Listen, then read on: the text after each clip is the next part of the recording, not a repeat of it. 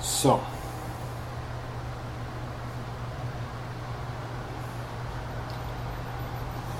picture this.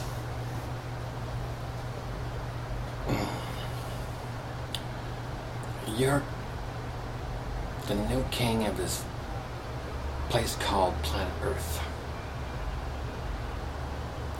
So what would you do? You'd take an inventory of what was here, right? You'd see what you got.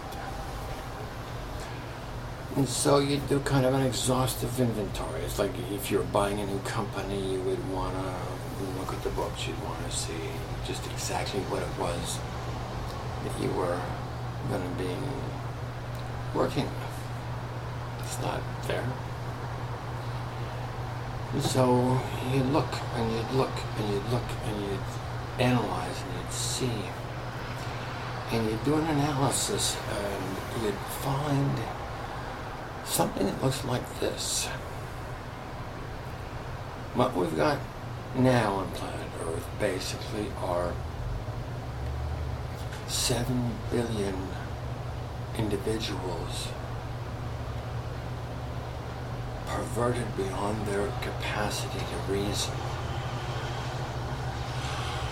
with any type of fidelity to the truth or sound principle. Okay, who claim that there's this secret god of magic numbers that's going to come along and save everything at the end of the day. And the god of these magic numbers is, never been seen. He doesn't like even to be noticed, really.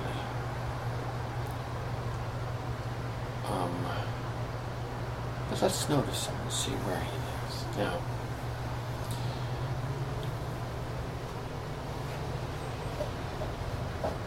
what if these magic numbers were even superseding people's interests in their own health, their own children's lives, and their own vitality, even usurping the provinces of God himself?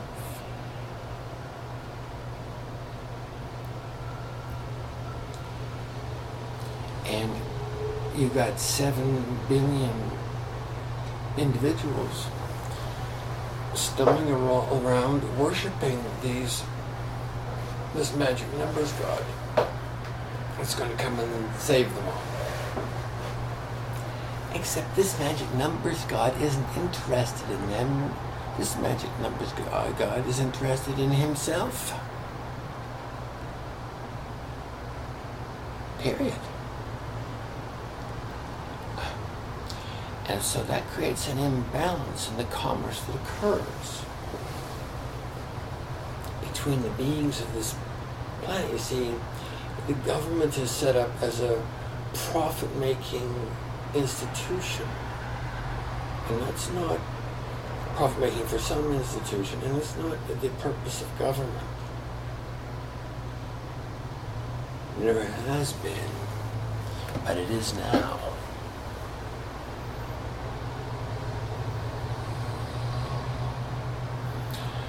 So today you have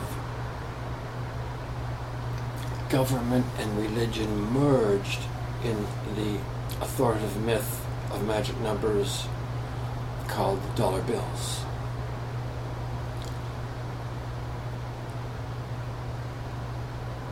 Who are without substance,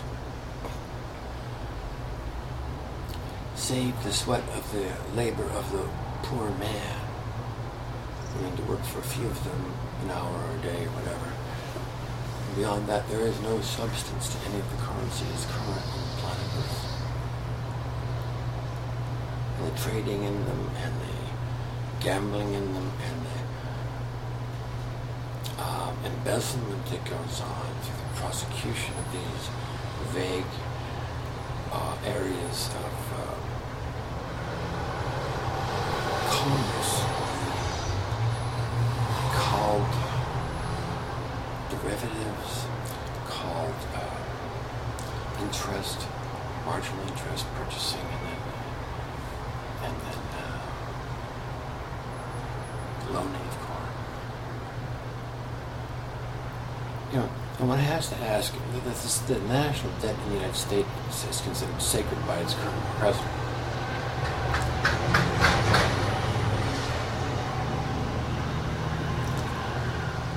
One of the holy three. You got the national debt, you got national security, basically the armed forces, police, and you got social security. Those are three you cannot touch. So all the president's left with is what's left over. Let's explain this. Now, who is the national debt to, this current 17 trillion or 69 trillion or whatever? The national debt really is, if you count all the currency currently in place, that really is the national debt. However, failing that cognition, will assume, for the sake of argument, there's certain restraints still in place in this ball game, if you will, this dog and pony show. It's been characterized and promulgated since 1968, when all currencies went off even the pretense of gold supporting them. So now what you have supporting them is the need of the U.S. Congress, that's what's supporting the value of U.S. currency. And the need of, convenient, handy neighbors like the $770 billion that recently got, paid in commissions from Wall Street, I suppose.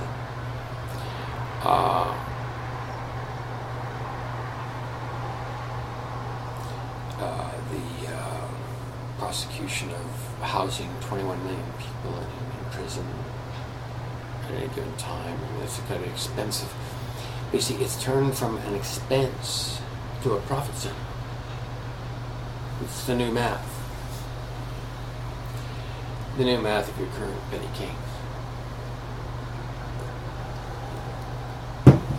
We'll just print more of this currency and then turn around and make it profitable, keep them boys in jail. Shoot. Keep them from irritating me again. So, what we got are basically 7 billion perverts worshipping magic numbers, and the scent of their own farts, of both wit and reason, must be, picture, graphic. So that's what we got here. So basically, your job is to somehow manage 7 billion perverts addicted to the scent of their own farts, and somehow get them interested in a condition of life beyond the one they're currently living in.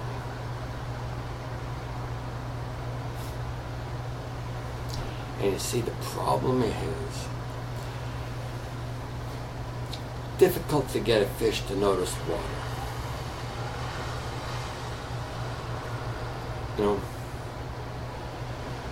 They'll swim around in their own shit until they drown it.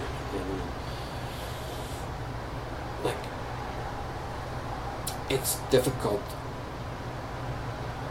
for most people to notice the transformations that occur, like from childhood to adolescence to adulthood to middle age to old age. The seasons pass slowly.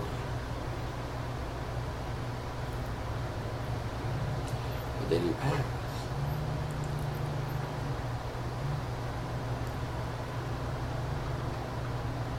To live a life unguided by something other than the scent of my own farts and the lunacy of magic numbers is a dangerous, dangerous prospect.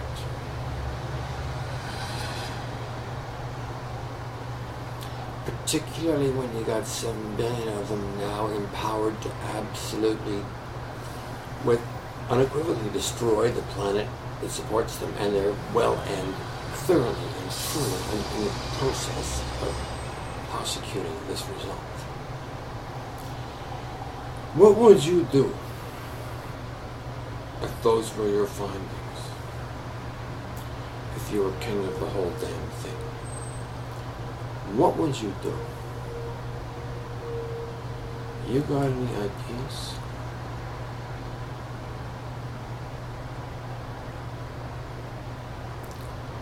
Well, if you're listening to this tape, it's about time we started looking at finding something.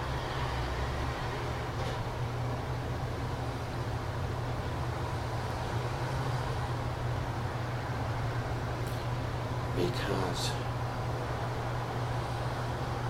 there's no future for this planet unguided.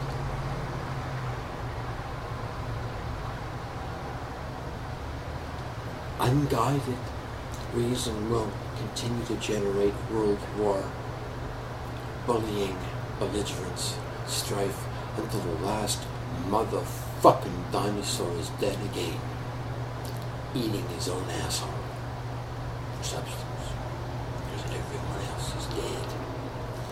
Now, you can have this if you want this. It's a possibility.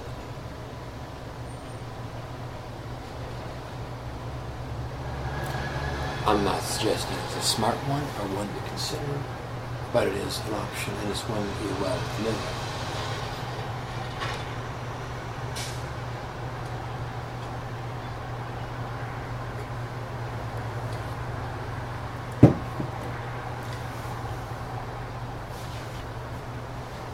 Don't worry, it's not the gin. Purified water. Anyway.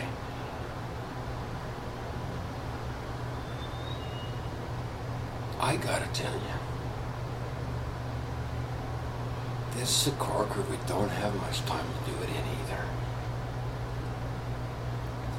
Like, we need a line integration of purpose on this planet. Done. Slam dunk, done deal. Less than 5 years now. And I don't see any glimmer, any light.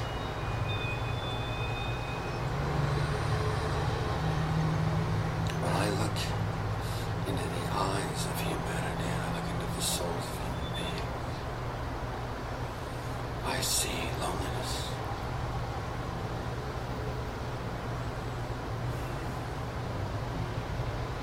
I see despair. Especially in the eyes and the souls of your head thieves.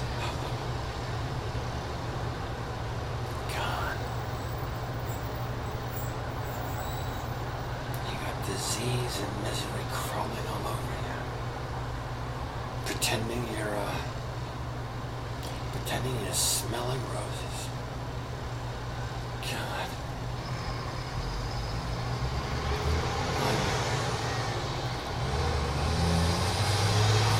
Don't quote me on this, but I don't think you got too much elbow room left.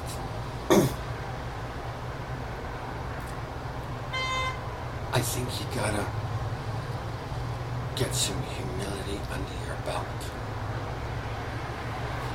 And the only authentic way to do that is through the prosecution of truth, the worship of the true. It's the only salvation there is for mankind right now.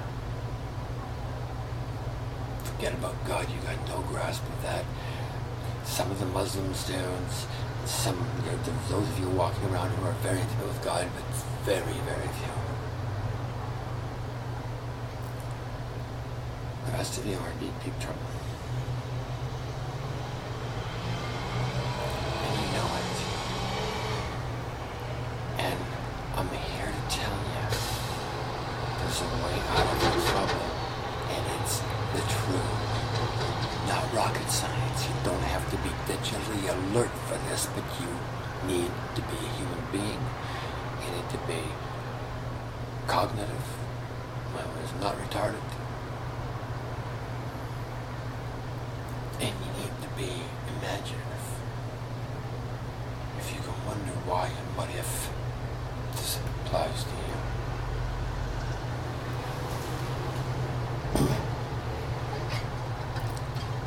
You need to rearrange your entire everything. Understand? Like, you're trying to get life to make sense through a psychiatric fucking periscope. Some scientific schmundlement that some deluded academic sniffs as it departs the asshole of his mind to begin with. Do you understand what I'm saying here?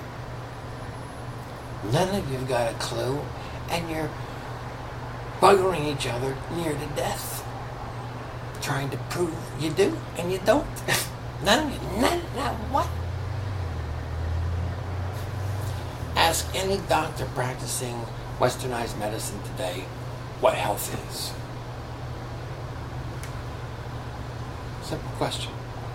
He should know. He's a doctor, right? Ask any practicing psychiatrist today his definition of mental health. Like, what is it he's striving for with his patients?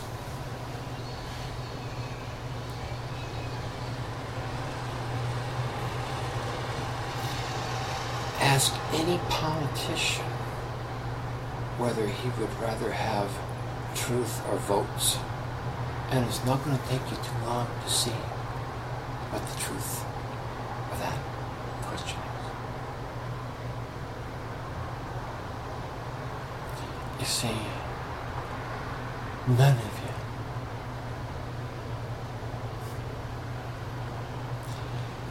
you did it for love. You all did it to gain something. A career. A living. Nothing wrong with that. But there's a difference between being a philosopher priest and being an auto mechanic. Understand? There's a difference between being a king and a bricklayer.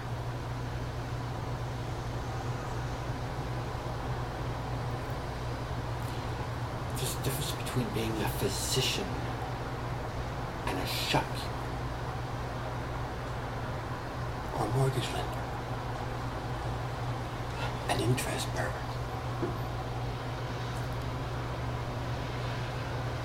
You understand? And it's not present today. Your physicians, your doctors, those who are supposed to be doing you no harm, would rather sell you an operation than health. They have no idea what health is. None. The integrity, their moral deformities prohibit them from any subtle concourse even with themselves. How were they going to advise you about health? Think of it. There is no one you can trust today, not even yourself. This is where you wind up living an unguided life. A life with no God, no light senior to your own or those of your fellow. Human reason on its own will self-destruct. I don't know how much clearer I can make this. So, if you were king of this place, what would you do? What would your first act of rule be? Given that this is the soup into which it must be put.